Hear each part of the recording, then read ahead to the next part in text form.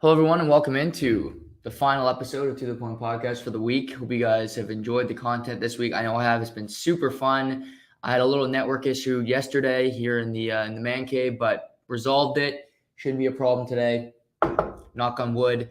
But lots to get into today. Lots of games. Going to preview the games this weekend in the NHL, the NBA. I think there's some interesting storylines in the NBA that I want to get into about what teams should be thinking.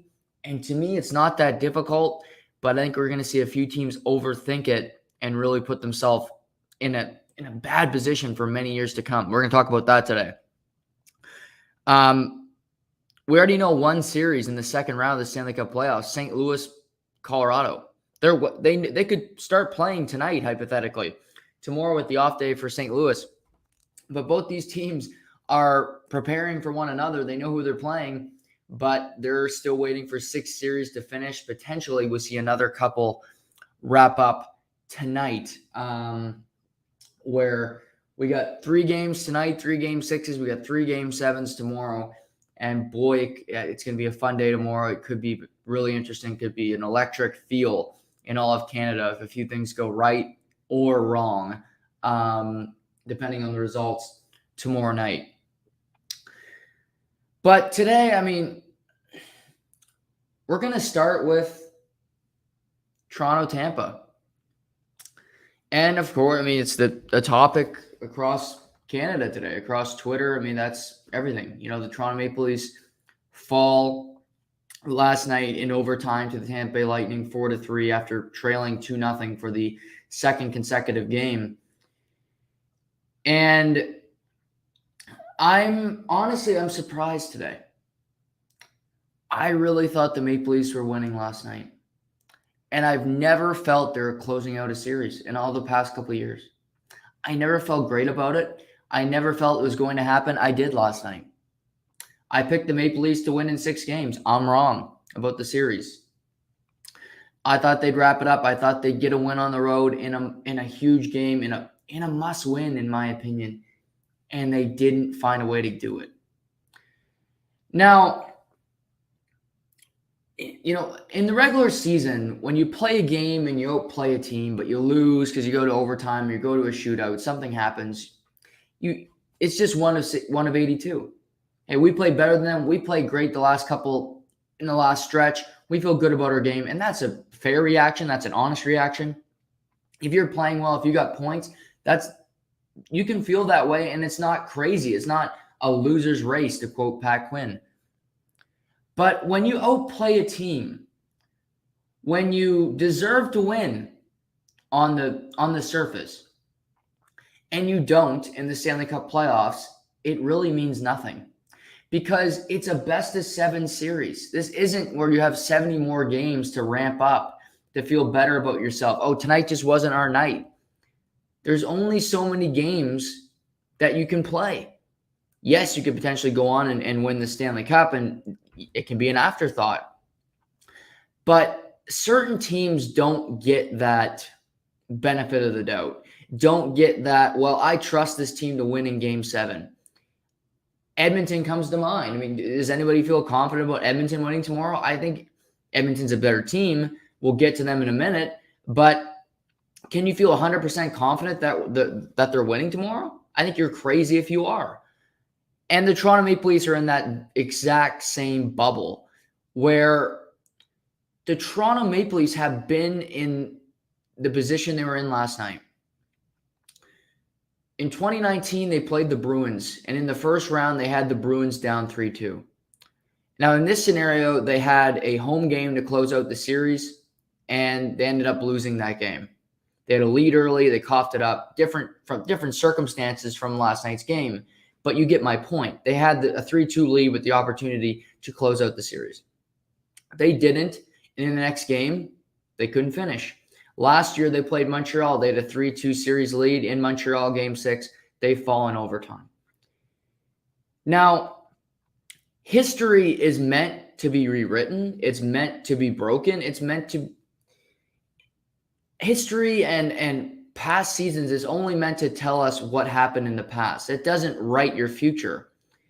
But It's been 18 years since the Toronto Maple Leafs have won a playoff series. 18 years of this long curse for Leaf fans who have been suffering for a very long time. And it doesn't matter that you played better last night. It doesn't matter that the Maple Leafs deserve to win. What happened last night was that Andrei Vasilevskiy was Andrei Vasilevskiy. He was phenomenal last night. Yes, second period, end of the second period, he was not. I feel the Tavares goal was a horrible goal. That can't go in. That has to be a save. Even the second goal of the game by Vasilevskiy, I didn't love. But in the key moments, he was the star last night. Braden Point got the winner, but Andrei Vasilevskiy was the star last night because the Tampa Bay Lightning were the sleeping. They were, in this series, it's so crazy. And I think you have to credit Toronto, but also I look at it and I'm like, how is this series still going? Because the Maple Leafs have been far and away the better team. They have more legs. They have more bite. They seem to want it more. And I mean that on a real sense. But yet Tampa, I felt they sleptwalked through that game last night. Both of their goals were not, it wasn't because of sustained attack in their first two goals that were one shorthanded, one 5-on-5. The first goal was because Alex Kerfoot was passing it to his imaginary friend behind him. And then Polak goes in and scores. And the next play, Mikheyev gets stripped by Cirelli. He goes down the ice and scores a goal that Campbell has to save. Neither of them had anything to do with sustained pressure. Anything to do with Tampa really putting a hex on the Toronto Maple Leafs defense. It was laissez-faire by the Leafs in those moments. But other than that, they had the attack. The game can be brought down to really a few simple things. Toronto was the better team last night, but Tampa capitalized on opportunities. I mentioned the two giveaways. After 40 minutes, the Tampa Bay Lightning had 5 giveaways. The Toronto Maple Leafs have 2. The Toronto Maple Leafs scored on 0 of those giveaways. The Tampa Bay Lightning scored on both of the Toronto Maple Leaf giveaways. That tells you the state of the game. They capitalize on opportunities. Again, in the third period, Toronto takes 2 high sticking penalties. They were both penalties. They were stupid. They were lackadaisical. Again, they were laissez-faire. Toronto wasn't laissez-faire the whole night. They were in control the whole night. But for moments of the game last night, they lost their focus. And a team that has that much killer instinct made them pay. And that is it's got to be hard for the Maple Leafs today to sit there and go, how are we going to figure this out? How are we going to win tomorrow night? Now, as I'm saying this, and I look at the game last night, and I felt Giordano was horrible last night. He played brutal. He was on the ice for Justin Hall has taken a beating in this series. Mark Giordano him and Kerfoot were the 2 worst Toronto Maple Leaf players last night by a country mile. Giordano really was out to lunch, but it was just a simple couple moments. And I mentioned Campbell again. He didn't have his best game. But I said at the beginning of this series, if Toronto was going to win it, I didn't expect Jack Campbell to be better than Andrei Vasilevskiy. I think that's crazy to expect a journeyman backup fringe starter to be better than the best goaltender in the world. That's crazy talk to me. But if your team can help him be in certain situations, and you could argue 3 goals should be enough. And I'm not completely against that theory, against that opinion. But at the same time, okay, Alex Kerfoot, maybe don't throw the puck back to your imaginary friend or to whoever the hell you thought was behind you and give Pilote a free entryway. Maybe don't get on a 5-on-3 with 10 minutes left in the third period and expect Jack Campbell to stop a shot from Nikita Kucherov, because it's probably not going to happen. You're probably not going to kill off 2 5-on-3s in the series against that Tampa Bay Lightning power play. So there's that. But what would make me feel better if I was a Leaf fan? I realize it's probably hard to be, excuse me, optimistic today is you've been the better team. The past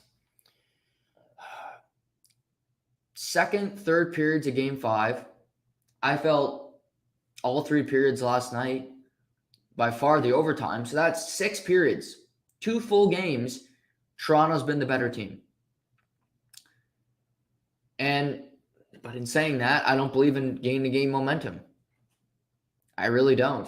I don't see it that often. I just see teams figure it out.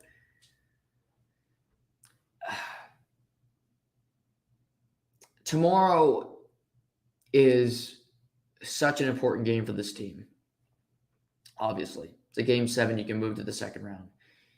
But you saw Brendan Shanahan's face before the goal where they almost scored. I think it was McKayev had a good look. And then Point went down the ice and scored the game winner. I feel Brendan Shanahan knows he's on the clock here. Because if the Leafs lose in the first round, somebody's going to have to take the bullet. And sure, you can trade William Nylander, which I'm sure they'll do this offseason if they lose, and that's a simple solution, and it makes it look like you finally got rid of a guy. And I'm going to talk about Nylander in a second because he's frustrating. But that's a simple. That's putting a Band-Aid on a bullet hole. Is that the biggest issue? I feel he knows if they lose, Brendan Shanahan's likely getting fired. And I haven't heard that said in the Toronto media. I haven't heard a source on another show. I haven't heard this mentioned anywhere. This is just my opinion. If it happens, if I'm right, I'm right. If I'm not, then I'll come on here and I'll admit that. But that's just, I think if Toronto loses tomorrow night, Brendan Shanahan will be fired by the middle of next week. It's easy to fire Dubas. It's very easy to fire Dubas. But I have a hard time firing a GM when you built a team that's very good. You built a team that should be able to beat the Tampa Bay Lightning, that should be able to beat the Montreal Canadiens. And I think fans have bought into that. Before, they weren't tough enough. Well, they've added tough. They've done different things. And I don't think it's fair to fire him. Sheldon Keefe, he gets on my nerves watching him on the bench, the way he bitches all the time at the officials. But I think he's a good coach. I mean, if you listen to the telecast last night, which, my God, I got to stop watching games with my parents. I mean, I love watching games with them, but the telecast is just painful. Jason Spezza might be the new head coach next year because apparently he was teaching Colin Blackwell during the game how to score goals or whatever. So maybe Spezza is the new coach. But anyway, I think he knows how important this is because you can only go through so many first rounds and say, okay, well, what now? What happens? Who goes? Another offseason of change. Bring in more bit pieces. It's been the Shanna plan for a long time. And if you don't see any results, then what was the plan? Failure? Was the plan to be mediocrity? Was the plan to be Minnesota? Was the plan to be Nashville? Those teams get to the first round every year. Minnesota and Nashville never get talked about on a national stage. Nobody cares about Minnesota. Nobody cares about Nashville. I do, but most people don't. People care about the Toronto Maple Leafs because a lot of people watch them. Well, that's who you've been. A large market team has been a small market team when it comes to producing. That can be changed because I truly think if Toronto wins tomorrow night, they could go to the Stanley Cup final. I love Florida. I think Florida's going to beat Washington tonight. I think they'll move on. I had Florida going to the Stanley Cup final before the season started. And in that next series, I will pick Florida because when it comes to predictions, because I had to go with it because I picked them at the beginning of the year. But do I think Toronto could beat Florida? Absolutely. And then you get who? Carolina or Pitt? Like I think whoever you get over there, it's an easier matchup than the one you're going to get in the second round or the team that you just played. So it's just like Boston. I just mentioned them. In 2019, they were down 3-2 to the Leafs. They could have been eliminated in the first round. What happened? They won game 6 and 7. They were in a Stanley Cup final, game 7. That's how quick it can happen. Boston in 2011, they were in game 7 against the Montreal Canadiens. They win that game. Nathan Horton got the overtime winner, if you recall. They go on to win the Stanley Cup. Sometimes you take adversity early on. The Washington Capitals were down 0-2 to Columbus. They won game 3 in double overtime where Lars Eller, it went in off his shin pad. You go on to win the Stanley Cup. Sometimes adversity strikes. You see these teams. It's not easy. It's not easy to get there. And that's how razor thin I think this is, because I don't know what to expect from Tampa in round 2 because they've been the sleeping. They've been asleep at the wheel this whole series, and yet we're tied, which is the crazy thing. You know, I see Casey in the comments, Braden, Mr. Clutch Point. Yes, we did our little ask around the table who's scoring overtime winners last night. For the Leafs, I took Bill Nylander. For Tampa, I was going to take Cirelli, but somebody in the room took Cirelli, so I went with Point. And I should have took Point from the beginning because he is Mr. Clutch. He's the most clutch player in the NHL in the last 2-3 years. I don't think there's anybody close. He scores every damn big goal you need him to. And as we get to a game 7, Tampa's won their last 3. Toronto's lost their last couple. So on paper, it doesn't look good. But I thought Matthews played good in game 5. In the overtime last night, he wasn't that impactful. He didn't look like he had jump. Their most dangerous forward in overtime was Kerfoot. And I wouldn't have played him in overtime after the fucking game he had in the first 60. But he was out there. Game 7s are about players that step up. And sometimes it's not the superstars. Justin Williams is known as Mr. Game 7. I think you could argue he should be in the Hockey Hall of Fame. He probably won't be. But again, he's Mr. Game 7. He shows up in those big moments. But can you bank on John Tavares playing well in Game 7? Played good last night. Do I bank on him? No. Because I don't have any faith in him. Maybe that's unfair, but that's just it's my view of the game. Do I bank on Morgan Riley's had a good series? Do I bank on Jack Campbell playing great tomorrow night? I don't personally. He didn't play well last year. I saw him play in a Game 7 last year. I saw Andre Vasilevsky get a shutout in a Game 7 last year in a 1-0 win. Brendan Gallagher scored a goal from Pluto on Jack Campbell last year in the Game 7. So that's tough. But you got Matthews. Marner was quiet last night as well. I thought it was his worst game of the series. I think he's had a good series otherwise. He's not the punching bag he was, but at the same time, it's time to put up or shut up here. Because Engvall and Mikheyev, Kampf, these guys have done their damage in this series. Kampf's got 2 goals. That's almost more than he had all the regular season. He's not going to get more than that. He's got brick hands. Mikheyev's got 2 empty netters. It's still 2 goals. Engvall, he does his thing out there. He's fast, but he does what he has to do. But it's on the Stars tomorrow night. Matthews, Marner, and Bill Nylander is so frustrating because I want to root for Bill Nylander. A lot of people say I look like him, which I appreciate because I've never been known as a handsome man, but I think he's pretty good looking. So maybe I don't know what that says about me, but I think it says something pretty good about me, I guess. That's just one man's opinion. But he's so dynamic with the puck. He's so impactful in these playoff games. He always is in good, high-quality scoring opportunities. But how many times last night could he have gone in a corner first and he chose not to? like if I'm Keefe, if I'm Dubas management, because they watch the games, they rewatch them. I mean, how can you put that on tape and then send that back to your teammates to watch after, and then you're looking at it saying, like, what the fuck? Like, what happened here? How many times can you go into a corner and just say, oh, no, I'm going to hold up because Chernak, who is a bear, I'm going to let him get the puck first, and then I'll try to steal it from him. That can't happen because you need to just be forceful. Go into a corner and come out with the puck.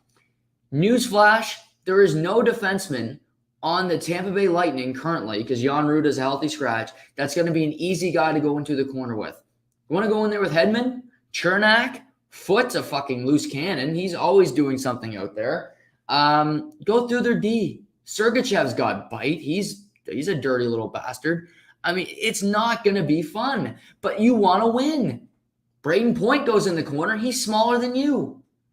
Cirelli will go head first into a corner if he knows he's coming out with the puck. Sometimes that's the difference. Anthony Cirelli was the best player on the ice last night, either team, in my opinion. He is just a pain. I think he's super great defensively. He's another Philip Danault where I think he's done a decent job against Matthews in these games. And Toronto's got home ice. Work to get, I'd rather have Point play against Matthews, that line, because Cirelli sticks to him. He's like a rat trap where you got the sticky glue and you're not moving. Cirelli is going to be on his hip the entire night. He's like a great corner in the NFL. And he gets a shorthanded goal last night, just a big goal. But game sevens, sometimes it's just about the details. When you get a big save. And also for Toronto, don't overthink it. Don't overthink tomorrow night. It's a big game, of course. But don't try to think of it as that. And that's easier said than done because I think Tampa can do that because they've been in many big games. They've been in Stanley Cup finals while Toronto is still looking to get out of the first round. But I mean, this is a night where we know we're guaranteed a few things. We're either going to see a dynasty, an era continue for another round at least, where if the Tampa Bay Lightning win, the reign of the Tampa Bay Lightning, the reigning defending Stanley Cup champions, will continue. They will still be at the top of the mountain, and although they would have played a sleepy first-round series, they would remain the favorite, in my opinion, because they are the reigning defending Stanley Cup champions. So we could see that, or we see, on the other hand, we see the end of a curse and the end of an era. On a few fronts. End of the curse, obviously 18 years. The end of an era of the Maple Leafs losing in the first round, which has been a while now. And they end the Lightning era. They send them home early. They're not lifting the cup for the third straight year. Patrick Maroon will not lift the cup for the fourth straight year. That's what's at stake. But for these Leaf players who say they learn lessons, who say that they know better, they've learned from their mistakes, and they're looking to prove it in the biggest moments. For Nylander, for Matthews, for Marner, this is it. Go into those corners, be physical, and make some plays. Period. Because in Game 7 last year, they lost 3-1. Alex Kerfoot scored the goal for Toronto. If Alex Kerfoot's going to be the one producing tomorrow night, I don't see Toronto winning. Because I think they need to be prepared for Tampa to come out and play the best game they played this series. Because yes, in Game 4 they dominated, but Toronto really played terrible.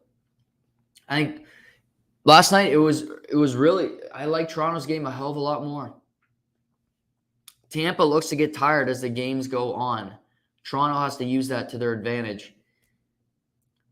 We'll see what happens tomorrow night. Game 7 in Toronto. It's guaranteed to be fireworks because if they lose, that city will be on fire.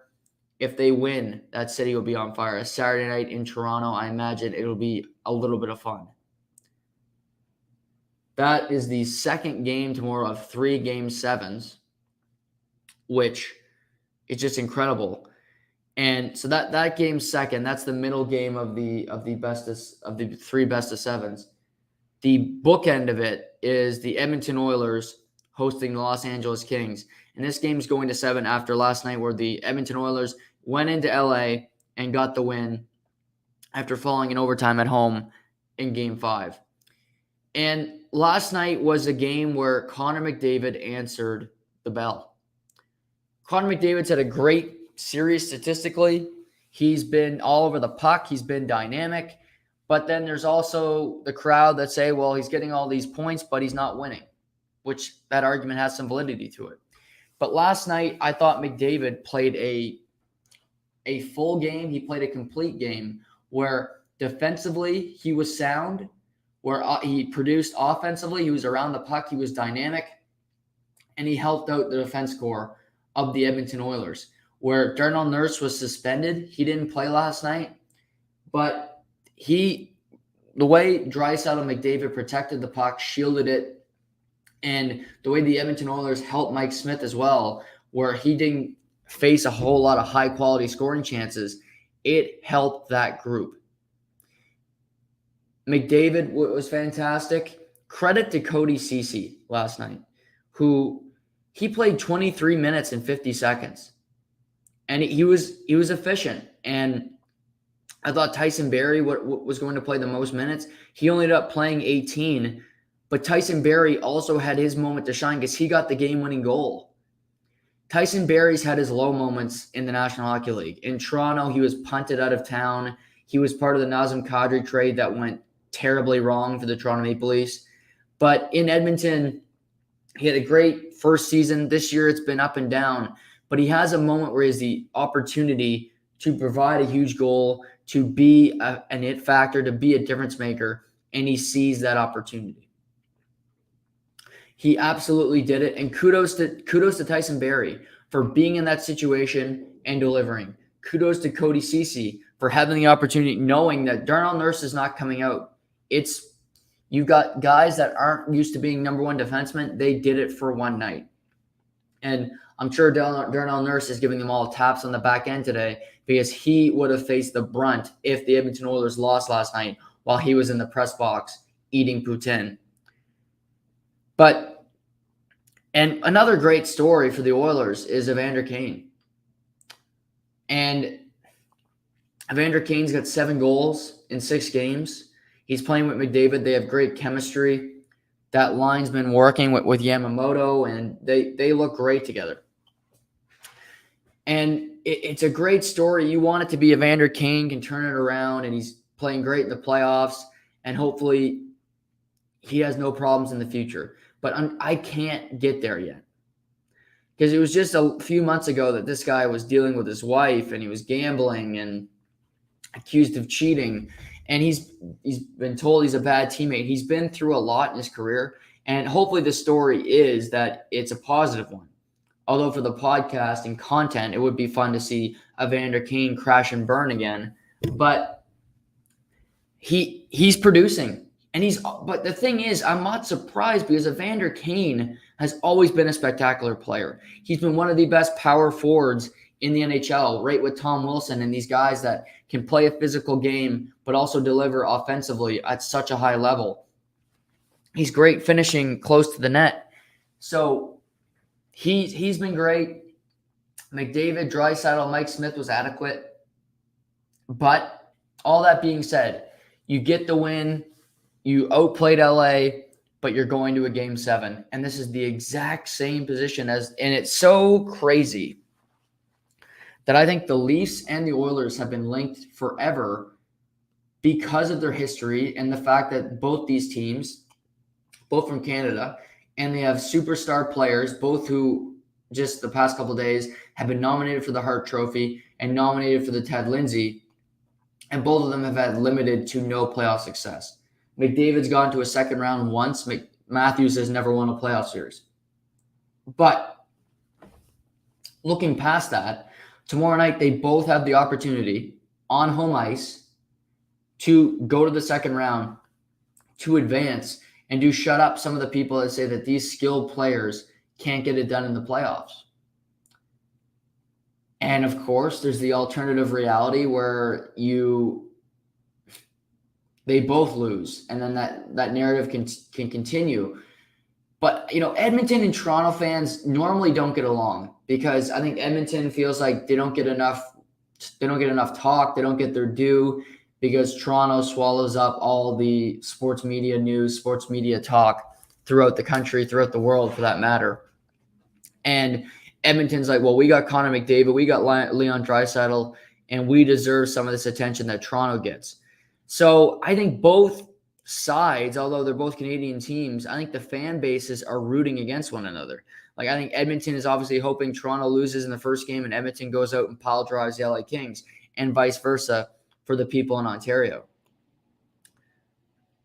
But it's fascinating because it will be a one-uppins. It will be a hey, because if Edmonton wins tomorrow night, which I think they will, but I'm very uncomfortable putting money on it.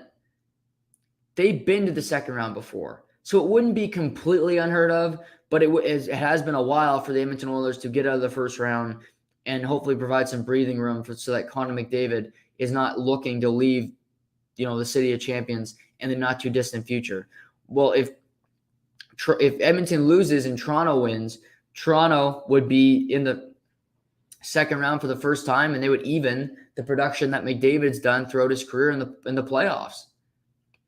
So for both these teams, I think something needs to be – I didn't mention this in the A block about the Leafs, but I want to get into it because I think we hear a lot about it, and even the Edmonton game. I don't want to hear the excuse about the officials. I really don't want to – it's a lazy narrative. It's a loser's mentality. Like when you played sports and you lost and your immediate thought was, well, the ref screwed us. That was never the truth. That was never why you lost the game. It was because you didn't score enough goals, because you turned the puck over. Whatever it wasn't because of the officiating. And I always look back and say, well, that was a bad call in the third period. Well, you had a power play in the first. Why didn't you score on it? Because that would even it out, right? If you did that, then you don't. If you do something earlier and you don't, and something happens later that screws you, if you produced earlier, then it wouldn't matter what happened later. Then you're still tied. You go in and hopefully win the game, overtime, whatever. So officials are never a valid excuse. It's a way for losers to justify their team losing. I get it. You don't like to see your team lose. It hurts. Your feelings are upset. But for the Edmonton Oilers, with less Jay Woodcroft and more McDavid and these players looking at the officials, and Sheldon Keefe primarily, enough with looking at the officials. Last night was the best officiated game in the Leafs series, and all they did was bitch. Looking at the ref, grabbing at, oh, where's the call? Where's the call? And you can't have it both ways. Do you want it officiated where every inch you're getting a call, or do you want it free-flowing? Which is it? Because it seems to be we're going to let you play tonight, or we're calling everything. There is no middle ground, and that is a fault of the officials. I won't disagree with that.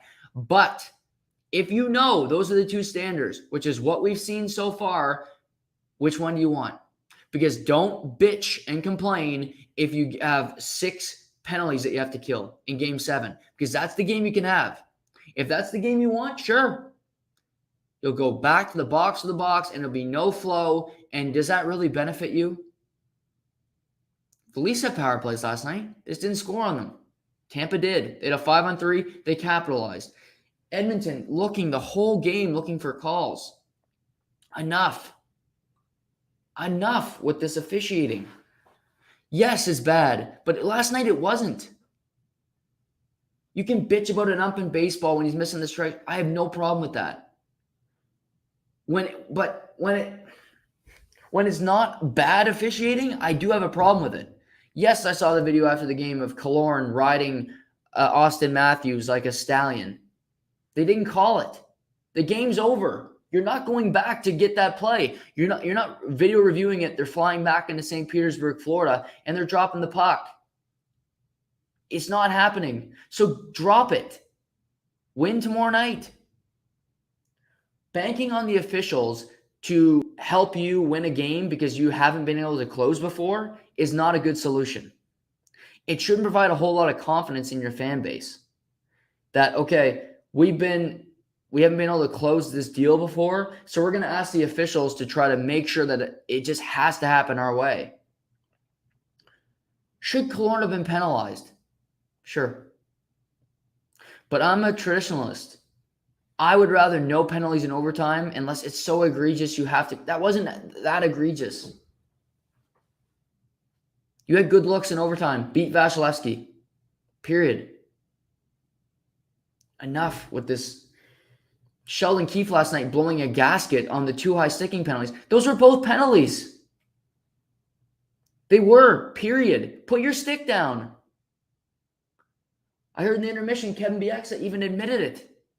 Sportsnet probably docked his pay after the game because you criticized the Maple Leafs, but come on. Those are high sticking penalties. Don't look to the officials to try to do a job that you're supposed to do. Close the deal, then you've done it. Prove that you can do it. Don't ask other people to do your business. Period. The third Game 7 on Saturday, well, the first of the day, first game of the day, but the third would be third of 3 games on Saturday. It is Carolina-Boston because that series has just been home ice. 3 wins for Carolina home ice, 3 wins for the Bruins on home ice, and it's really been domination. These games haven't been close where Boston wins 5-2, and they win both games 5-2 at home on last weekend. Carolina wins big the other night, 6-2, I believe. And then last night, the Bruins just beat the hell out of Carolina again.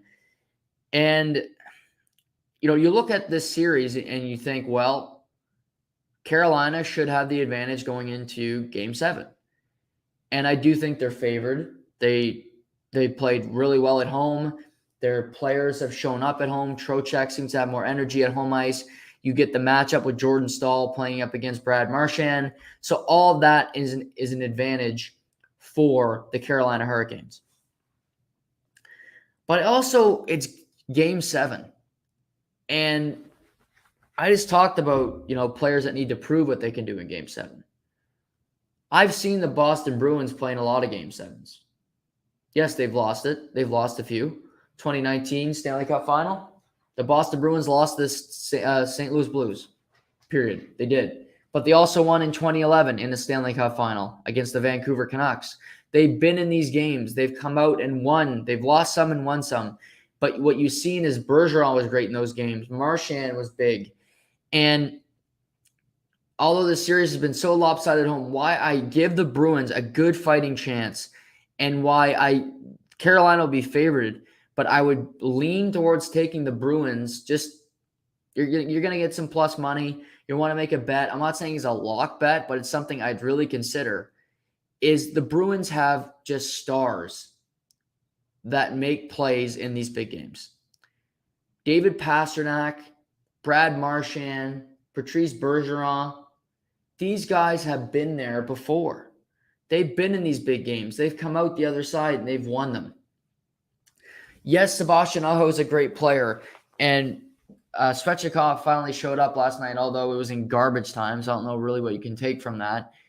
And, you know, they have Tony DeAngelo has been a stud all series long. But do you trust those guys to be great in a Game 7? Tony DeAngelo has never played in a Game 7.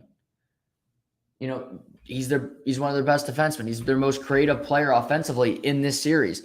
Antti Ranta has never played in a Game 7. Now, neither has Jeremy Swayman. But again, the Boston core, Charlie McAvoy, Carlo, those D in the back end have. They know what they're walking into here. So the Canes are a great home team. They've dominated so far this series. But for some reason, I'm leaning towards the Bruins tomorrow because they just have those game breakers. And last night they got contributions from the whole team. Coyle scored a big goal to make it 2-0. Then Hollis scored after Carolina made it 2-1. They got production from across their lineup. It wasn't just the perfection line. It wasn't just Marchand being the hero. They got points from throughout the lineup. So they're going to have confidence going into this game 7 they can produce. Now, this is a huge game. Carolina, you're at home. You got to find a way to win because you look at Carolina's path. You got Pittsburgh or New York. With the injuries and just the uncertainty there, you got to like Carolina. They'd have home ice again. They're a very good home ice team. They play structurally well, and they played well against both those teams this season. So they got to – I think they look at tonight's game like, we got to – tomorrow afternoon's game and say, we got to get by the Bruins because we're in a good position if we win this game to ultimately go deep in this playoffs, potentially get back to a conference final. And Rod Brind'Amour is a great coach, but the first round is the first round. He lost in the first round last year. So are you making any strides? He's a really good coach, but can he push this team to new heights? Again, I love Rod Brind'Amour, but I can only point out the facts. If he's not advancing past the first round, then he's stagnant. Then you're just a team that makes the playoffs every year that doesn't go very far.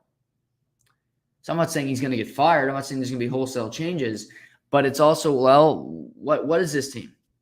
Is this team good enough to go anywhere? Because Carolina is likely going to lose Tony DeAngelo in the offseason.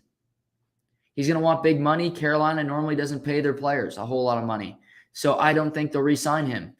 Players are going to come and go. Does Jordan Staal retire? Maybe he comes back, but again, a sneaky tomorrow night too is, does Patrice Bergeron play his last game tomorrow night?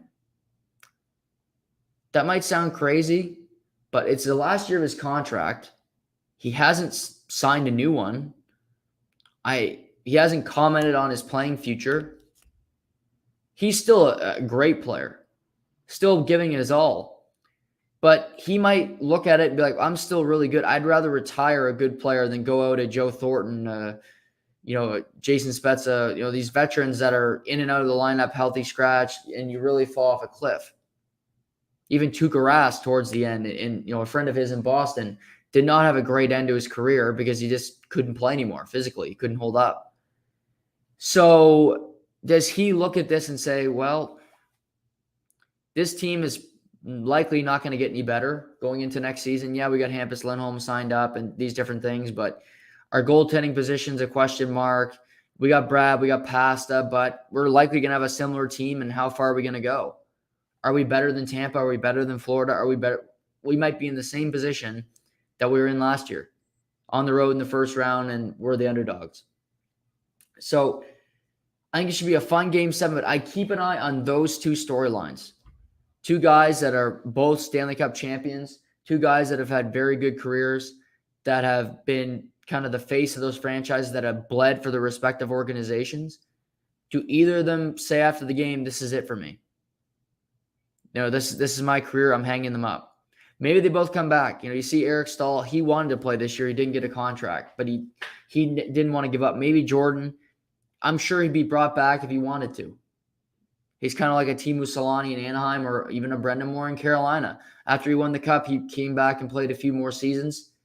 Do they do the same thing with Jordan Staal? He's the captain. He's the heartbeat of that team. They'd welcome back in a second, but I'm not so sure that either of them, if they lose tomorrow night, are playing, are actually playing their last game. So that'll be interesting to track as well as we head into tomorrow night. St. Louis gets by Minnesota. St. Louis moves on to the second round. I'm not surprised to say that because I have St. Louis going to the Stanley Cup final. It's a tough break for Minnesota. I've been a Minnesota guy all year. I watched more Minnesota games this year, maybe than any other team, quite frankly. I found them really entertaining to watch. But again, Minnesota's in a tough position here because they're going to go into a cap crunch with the buyouts of Ryan Suter, with the buyouts of Zach Parise. where they're left with, not a whole lot of cap. Kevin Fiala is likely going to be moved as a restricted free agent. Marc-Andre Fleury did not play last night, which is unfortunate for him, although I do think starting Cam Talbot was the right decision in Game 6. But they got Kaprizov. He's fantastic. Eriksson Ek. They're still going to have a good team, but the biggest problem is they're not going to have the assets. They're not going to have the firepower, the money to go out and add to a solid roster. With no money and nowhere to spend, your cap's your cap. They're going to have to be very creative to remain competitive. Now, the West is not as strong right now, but the Central is. Can Winnipeg come back next year and be competitive? Can you see some of those teams? Does Chicago get any better? So, kudos to St. Louis because they started off the series after Game 2 and Game 3, but they battled back. Tarasenko's found it. Robert Thomas is starting to play better. Binnington is their new starter again. He's locked in. He'll be ready for the Colorado series, and we'll preview that next week as we get to round 2. But they're firing on all cylinders. It's St. Louis, Colorado is a big rivalry, and in my opinion, they're the two best teams in the West when it comes to playoff hockey. I'll save my pick for next week, but St. Louis is not going to be an easy team. They both get to rest up, but potentially the West could be decided tomorrow. We got to wait and see what happens with Calgary, because if Calgary wins tonight, let's just go to that for a second. Calgary, Dallas, Game 6 in Dallas tonight, where for Dallas they just need some depth scoring because they haven't had it all series long. Can Seguin and Ben, who are just a shell of themselves, give them anything? Seguin scored the other night. It was on the power play. 5-on-5, these guys just are not bringing much to the table. And Calgary is so laser focused on that first line with Robertson and Pavelski that it leaves the team very thin. Ben has been involved physically, but when it comes to producing offense, it hasn't been there. For Dallas tonight, you're on your face. You need to win. You're at home. I look at their defense core, and I put the pressure on them tonight. I put the focus on them. Miro Heiskanen, John Klingberg. This is your night. They kept John Klingberg at the deadline because they felt he could be a difference maker. So, I love Heiskanen. He's a stud. But can you bring more offensively to the table? Hakapanya, join the rush because your offense has been so limited. Yes, it's been tight checking. It's been low scoring. But even in a tight checking, low scoring game, Calgary won game 5 because the depth of the Flames broke through. Michael Backlund scored a goal. Andrew Mangiapane scored a goal. So while they were tight checking, while Ottinger played fantastic, it still turned out to be not enough for the Dallas Stars because Markstrom has been a rock star himself. And I feel for Calgary, you got to be motivated tonight. Close this out, go back home and watch the game tomorrow night and await your opponent. You do not want a Game 7 with Dallas because you never know what can happen. Again, they're a team that has battled the last few seasons, and they got to a cup final not too long ago. And also, I think you're so motivated for Calgary because you're going to be the favorite, and I think you're going to be the heavy favorite against either the Oilers or the Kings. I just like their team more. I think they got a better team there. I like their goaltending. I like their defense core, and their overall players are better. That does not mean they're going to win the series, but I feel you have to be confident and say, we get by Dallas. I like our chances of getting to a conference final. Then we're only 2 series away from raising Lord Stanley. But Dallas defense, what can you do tonight? Ottinger's been as good as he can be. Make Markstrom's life tough. Cycle the puck, get the points, get the puck back to the point, get bodies in front of him. He's going to make saves if he can see the puck. He got nominated for the Vezina for a reason. That's just a fact. He's going to make the save. He's rock solid in net. He rarely makes a mistake. But that's the thing. And Robertson scores the other night. He gets a goal. He's been good in the series. But can the depth of Dallas give them anything? Can Faksa, can Gurionov, can somebody score a big goal for this team? Because it's been predicated on the first line all season, but you need something tonight. It's in a big game. You need somebody to step up and make a play on those lines that are, really not producing much right now for the Dallas Stars. St. Louis, Colorado, Dallas, Calgary tonight. News of the day: Pittsburgh Penguins captain, superstar Sidney Crosby has been ruled out for tonight's Game 6. I talked about this yesterday with Matt Wright, but I feel terrible for Crosby. He was having a fantastic series, playing the best hockey I've seen him play in a long time, and Pittsburgh was looking great. They were flying, looked confident, and they were up 3-1 on the Rangers, and it looked like they were going to close out that series. And then the other night, in a crazy turn of events, New York finds it. They eventually sneak away with a home victory, and now it's 3-2 back in Pittsburgh tonight for Game 6. Minus Crosby hurts this team a lot. Crosby, Gensel, and Russ were such a great line, and Malkin was playing well, and Letang. But when you're missing Crosby, you're missing a key piece of the team. You're missing, you have your top centers, and you're going to have to need somebody to step up. Jeff Carter, who's been good in the series, is going to be asked to do more. If it were me, and I haven't seen Pittsburgh's lineup has not been confirmed yet, I imagine they might put Malkin with Gensel just because he is a superstar playing with Gensel again. But that's not the move I would make. I would put Jeff Carter with Jake Gensel because what I think people are forgetting, and this is the Pascal Dupuis and the Chris Kunitz syndrome of it all, where, yes, Crosby turned two ugly ducklings into, star players, where Chris Kunitz was a fourth liner, Pascal Dupuis is a fourth liner. They were afterthoughts, just cogs in the machine.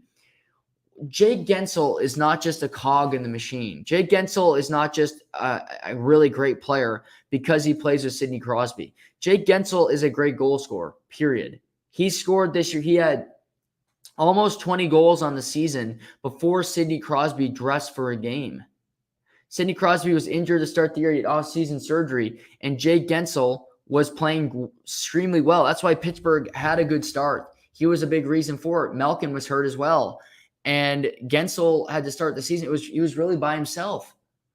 At one point, he was playing with Brian Boyle on the line, and Jeff Carter was playing big minutes. And I just think Carter is more like Crosby than Malkin is. He's very he thinks about both ends of the ice. Malkin takes risks. He makes stupid passes at times where you shake your head and you say, that wasn't the right play at this moment. You got to be aware of the situation, just the situation we're in the game.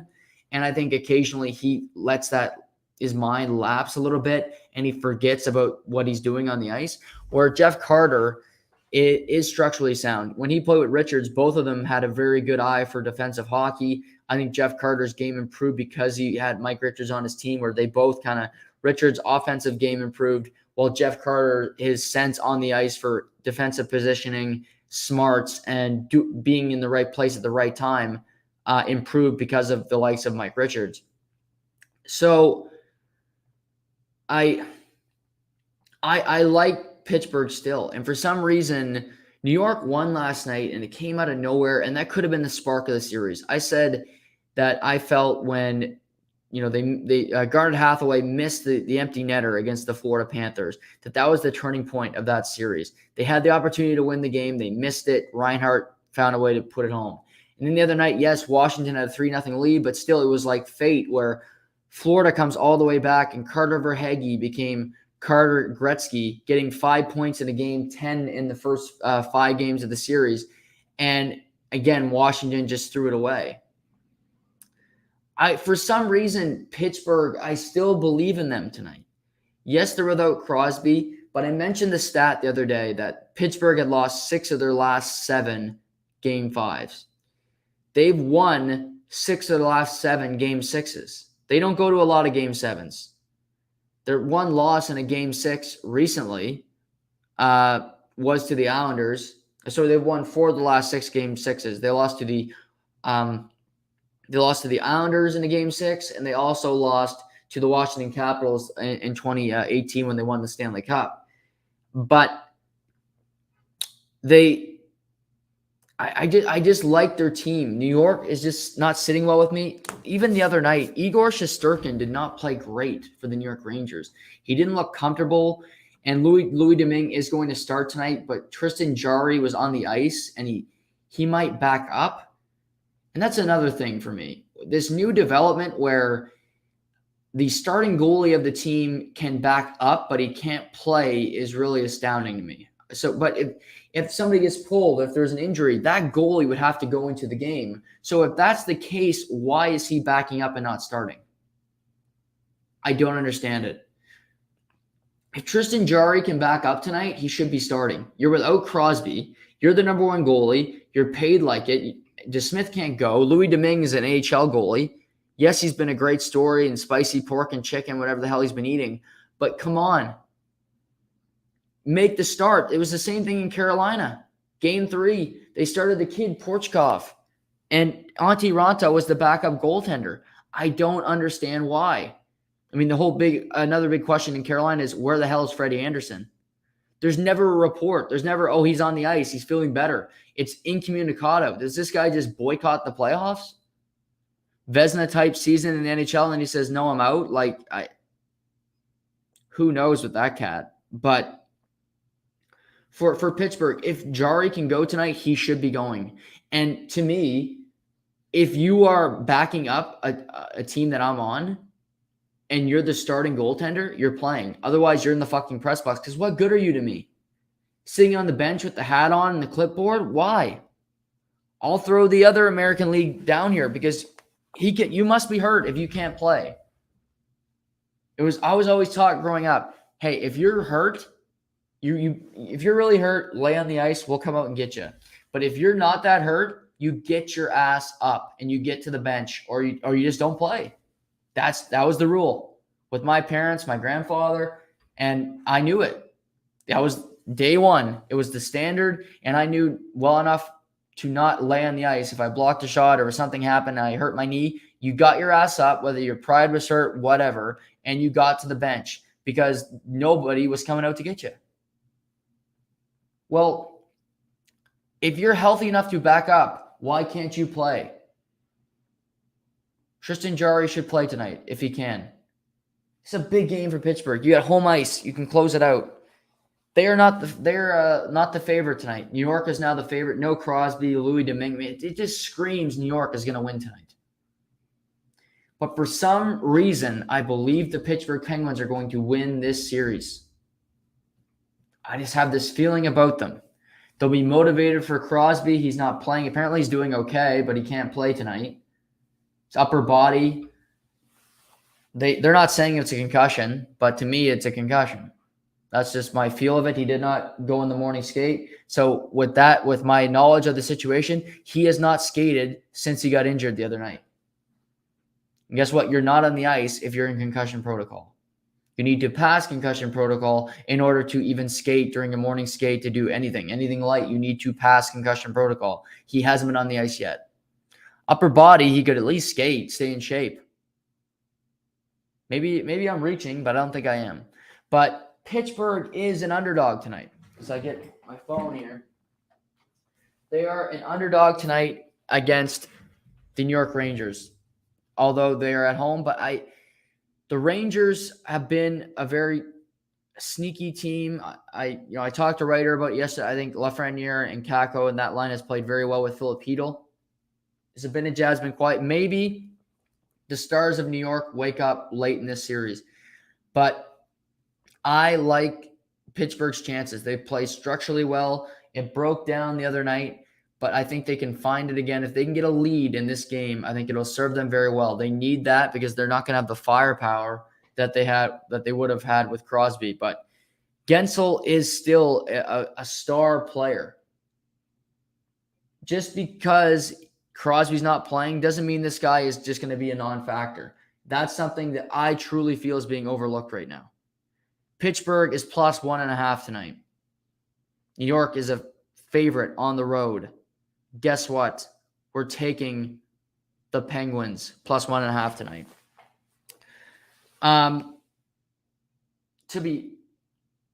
As I look at it here, every home team is a dog tonight.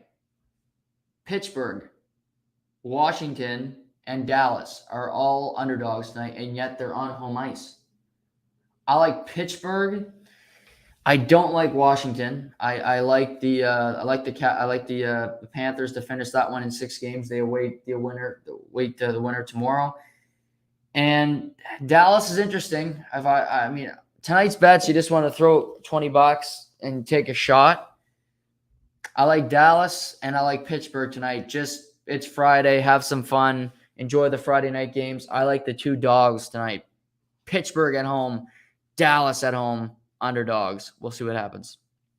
But again, 3 game 7s tomorrow, 3 game 6s tonight. We could potentially have 3 game 7s on Sunday. I mean, it's going to be a hell of a weekend. Lot to watch, lot to dive into. We got PGA going on right now where Sebastian Munoz shot a 60 yesterday at the Byron Nelson. I mean, they're just tearing up that course. Today's guys are shooting. Ryan Palmer, I saw earlier, was shooting 7 under through 11 holes. So guys are just tearing up the Byron Nelson course.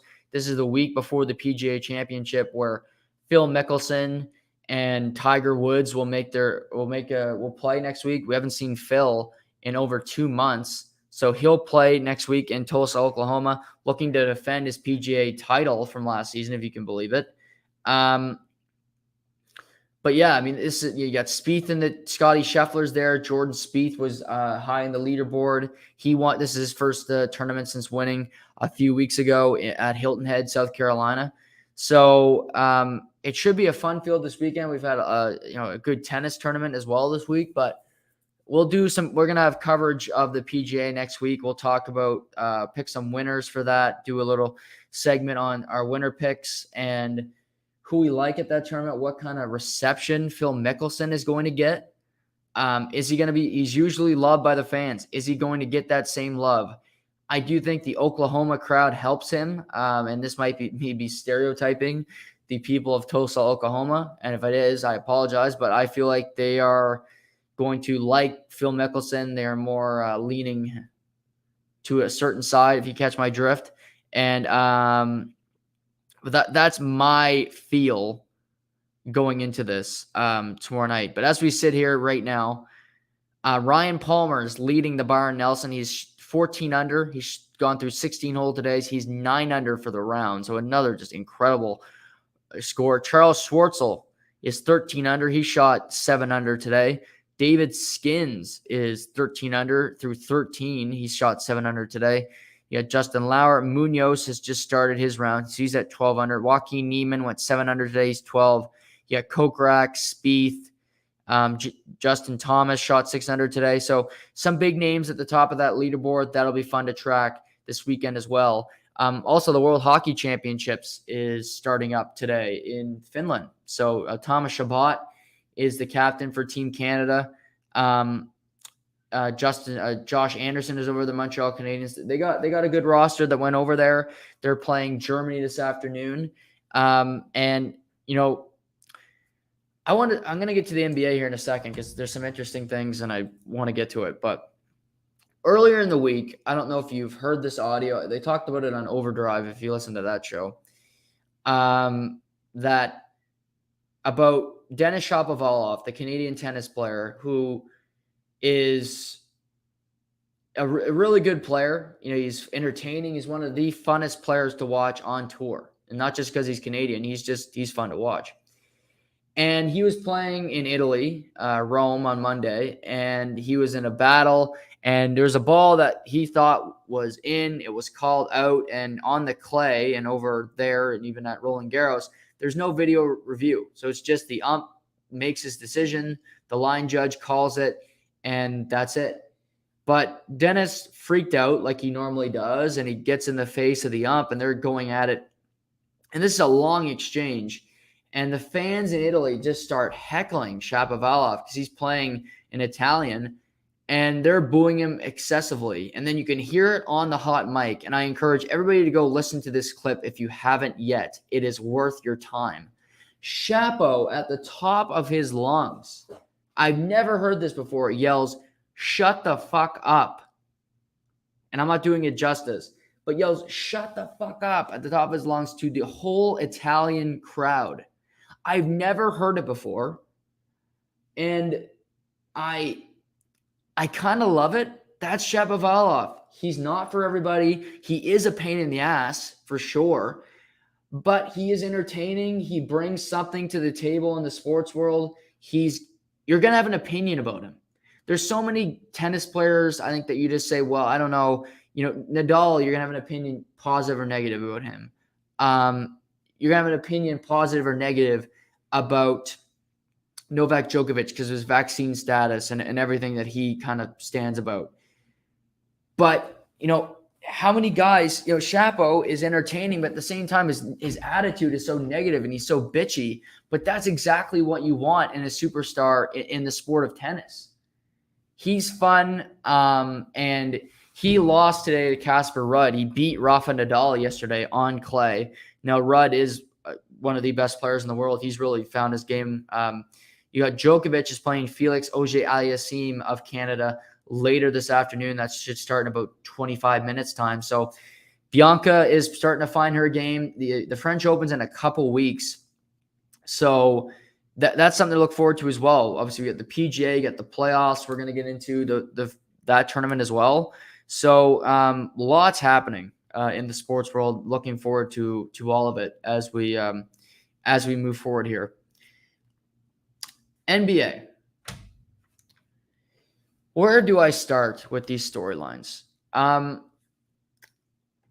saw a great poll this morning on Twitter on the Dan Patrick Show where they asked, who would you rather have on your team next season?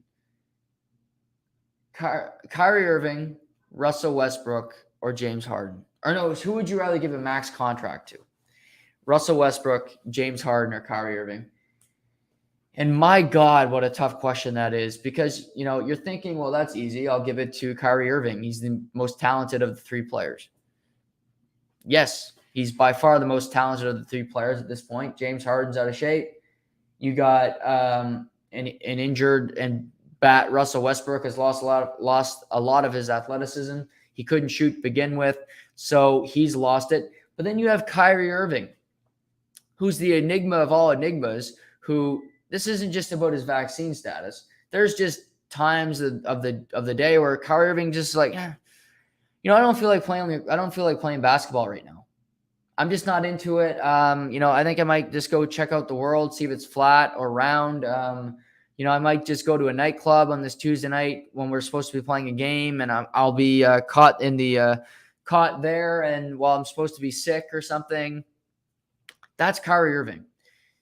So what you're dealing here with is a superstar who's aging and is out of shape, James Harden, a former superstar MVP who is losing athleticism, can't shoot, selfish, and is a guy that's never won, is refusing really to do anything other what's got him to this point. So that's great. And then you got Kyrie Irving, who might be the most selfish superstar in the history of the NBA. Allen Iverson was known as selfish, and I think he's even admitted that. I've heard him interviewed lately. He said if he could go back, he would. He would have came off the bench. He would have been a better teammate. He's learned from that. Kyrie Irving makes Allen Iverson look like a choir boy. He makes him look like a perfect human being, where Kyrie Irving is just a nuisance. He's a pain in the ass. And yes, sometimes he's on the court, he's great. But also in 2 of the 4 games in this year's playoffs, he was a complete no-show. He had 5 points in game 2. He shot the ball 7 times. He's not aggressive. He played less than 30 regular season games. And at times at the end of the regular season, he complained about being too fatigued. He complained about being tired after not playing for the majority of the season. So does he care about his conditioning? All these 3 guys are going to be in the spotlight over the next couple months in the NBA. James Harden's going to be in the spotlight for a couple reasons. Number one, he got traded from Brooklyn to Philadelphia. Daryl Morey, who was his general manager in Houston loves James Harden. But James Harden's 34. He's out of shape. He's not motivated particularly at all in his career. His skills are deteriorating. And he just lost in the second round against the Miami Heat, where in games 5 and 6, the Philadelphia 76ers were outmatched and outclassed. So James Harden is a free agent. And Philly has the opportunity to give him a 4-year deal worth close to $500 million. Kyrie Irving's in the same position where Brooklyn can give him a $500 million, a max contract. And really the dilemma is, well, if we don't give them these, we won't be competitive. We won't win a championship. So we just because these two guys have superstar names, they've got a history. We have to give them these contracts. I have a recommendation, and this isn't really a recommendation. This is what these two teams should do. These two, the Philadelphia 76ers, Brooklyn Nets, are always in the headlines. They're always doing stupid moves, in my opinion. Make a smart one for once, and neither guy should be given a max contract.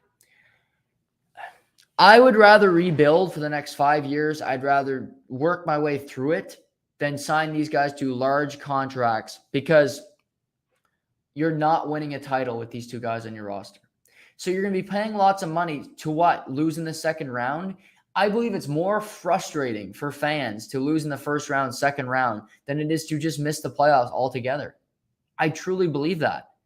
And okay, making the playoffs in the NBA is like the easiest thing to do in the world. You know who the good teams are, you know who the bad teams are before the season starts. That's why LeBron James this year looks even worse, because he didn't make the playoffs in a bad Western Conference.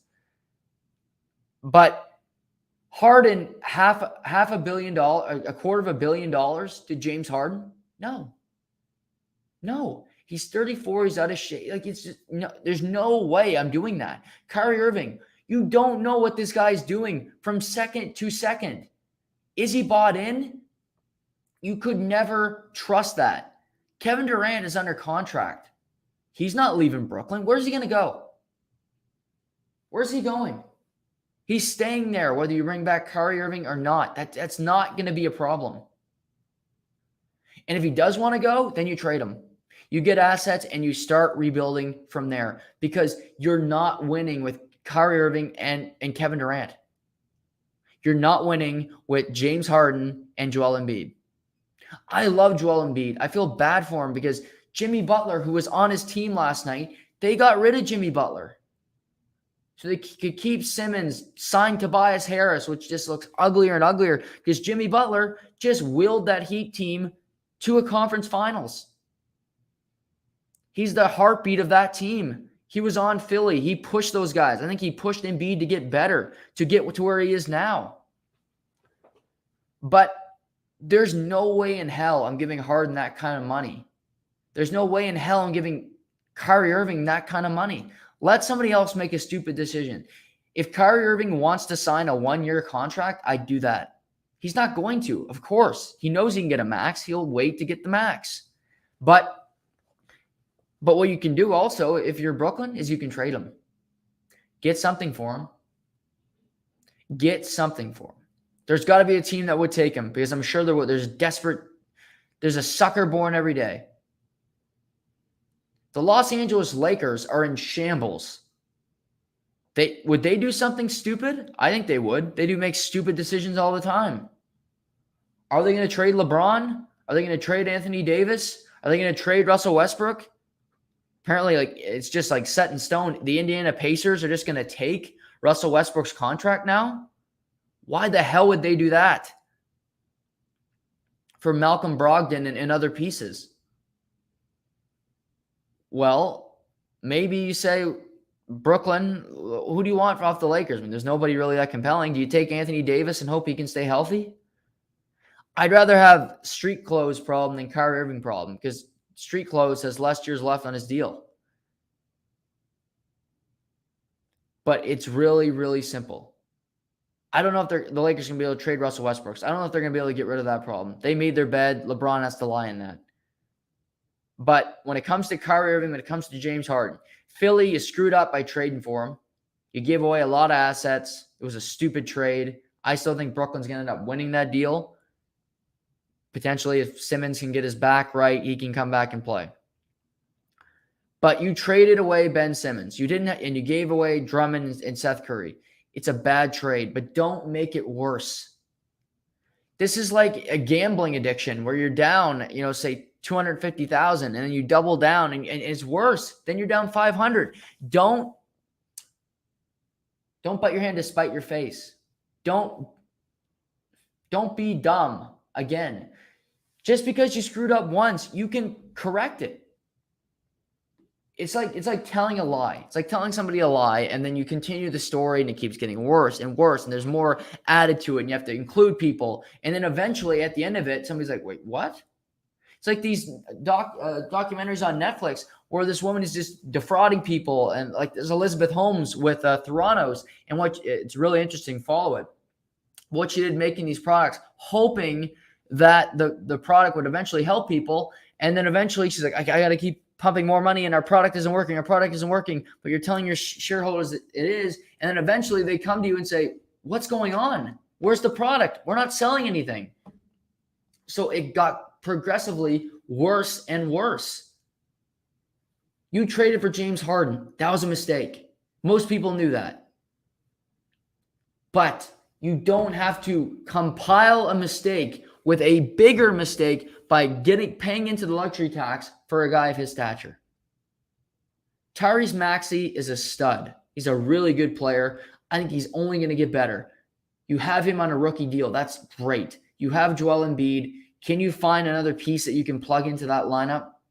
Yeah. I think a player would want to come to Philly with Embiid. You got a really good roster. You got a good team. Can you make some things happen?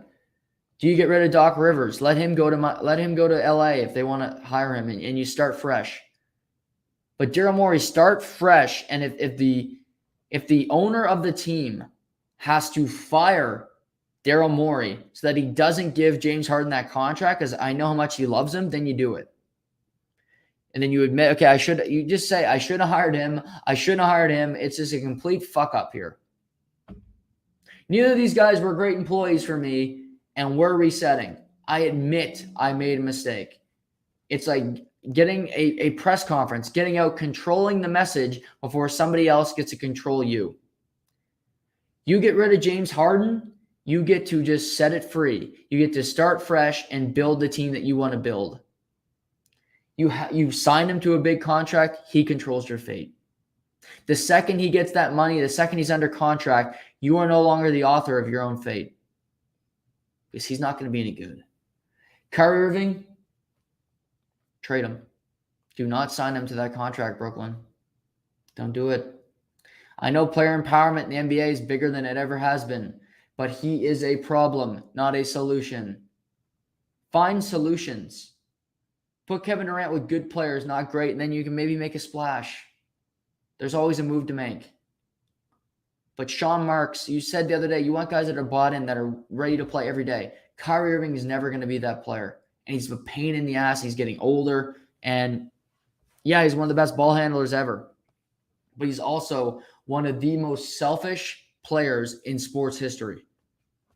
Don't have him on your team. Kevin Durant's a pretty selfless guy. Don't do it. Westbrook, I don't care. Lakers, if Indiana is so stupid that they'll take his contract, take it. And I don't know why in the hell they would give him Malcolm Brogdon for that. Like, why you get a good player in return. But if you can, go for it. I can't see the Lakers pulling off that trade with Rob Pelinka and Jeannie Buss and Phil Jackson and Linda Rambis and all the crew that they have running operations there, that they can pull off a good trade. But more power to them. This weekend in the NBA, we got Bucks Celtics tonight, Game 6 in Milwaukee.